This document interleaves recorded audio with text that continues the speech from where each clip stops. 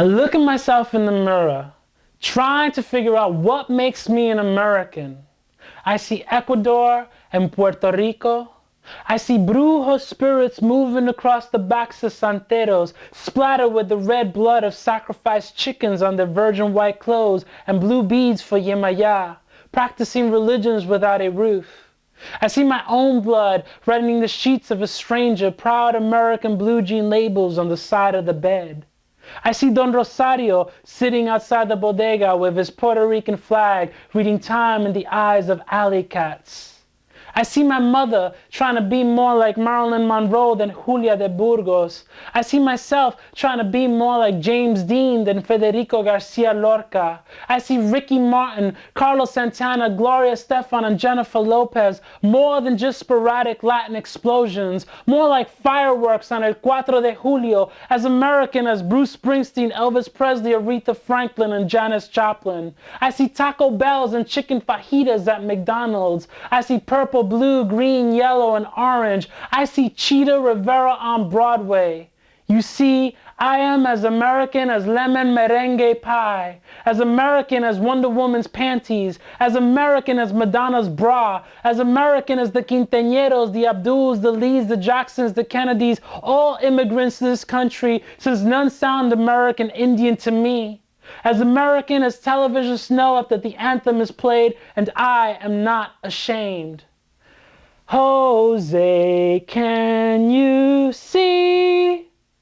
I pledge allegiance to this country, 'tis of me, land of dreams and opportunity, land of proud detergent names and commercialism, land of corporations. If I can win gold medals at the Olympics, if I can sign my life away to die for the United States, ain't no small town hick gonna tell me I ain't an American, because I can speak in 2 languages. Coño carajo, fuck you. This is my country too, where those who not believe in freedom and diversity are the ones who need to get the hell out.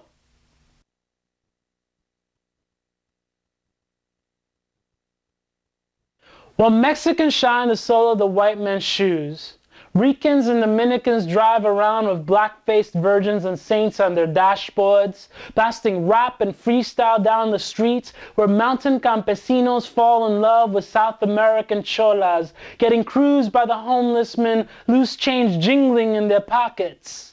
All the Latinos freezing their nalgas off, screaming, "Me cago en Dios!" or reminiscing about homelands where tropical trees and twilights warm their souls and the sun brings out natural skin tones.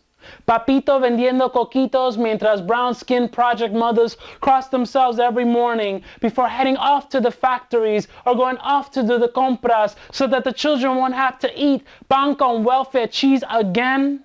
16-year-old Angie popping her gum, hands on her cintura, screaming, "Yo, Miriam! Throw down the baby!" "But I don't want to go up the stairs. I'm too tired. Just throw the baby out the window. I'll catch it, I swear." The gringos watching curiously, lost in the translation, unable to understand the slang bodega terms, the Nuyorican words that give the spice of life, el ritmo y el sabor to la isla del encanto, la isla de Nueva York.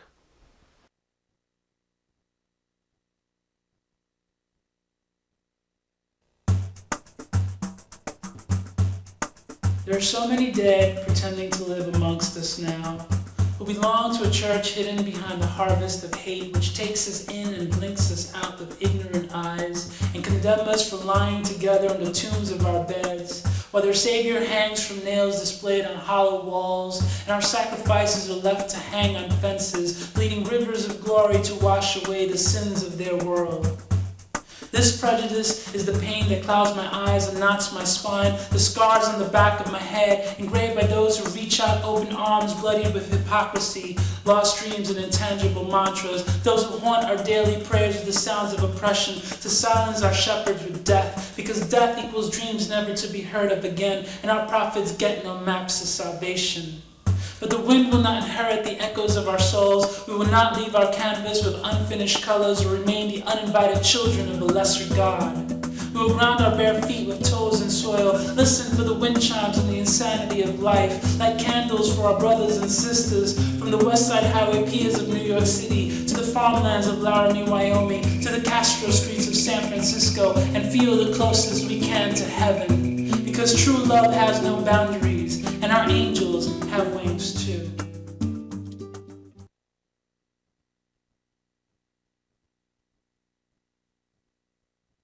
From New York City, please give it up for Emanuel Xavier. I want to break tradition about Latin machismo, fucking every puta in sight, leaving behind 9 million billion children scattered throughout Brooklyn, Manhattan, the Bronx, marrying the most humble, convenient wife, then cheating on her, beating her whenever the gandules are too cold. Forget about the chuletas.